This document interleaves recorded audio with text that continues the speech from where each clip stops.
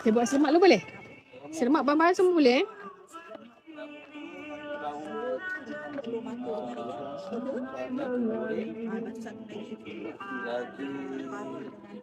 Okey, ini sambal sekali asin tak? Sambal sekali Telur mata ayam 2 Mata ayam pun. Okey, kita cari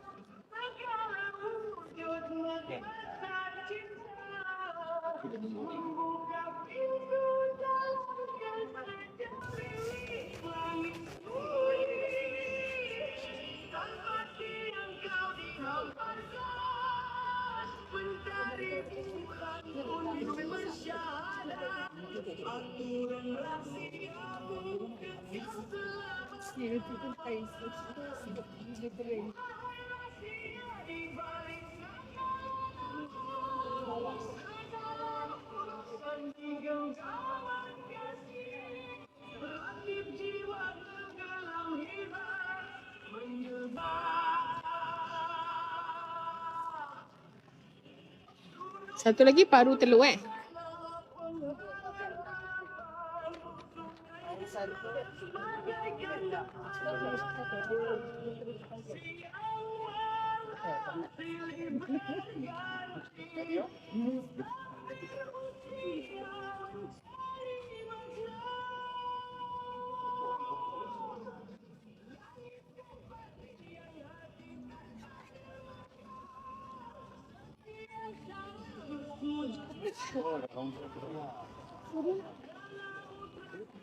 Lagi kah nasi kerabu? Bahan-bahan semua boleh?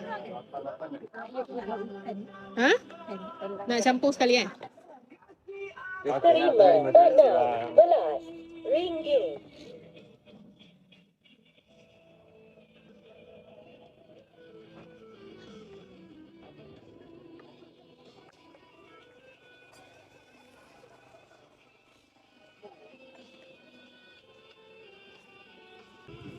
Tiga.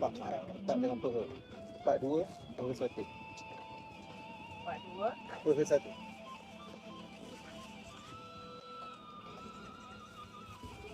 Kalau apa kak? Cik Abu.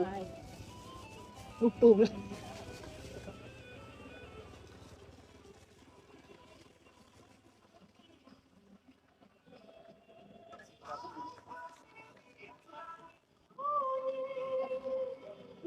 Ni je kak? Mi kosong dengan kuih tiaw kosong. 32 kak?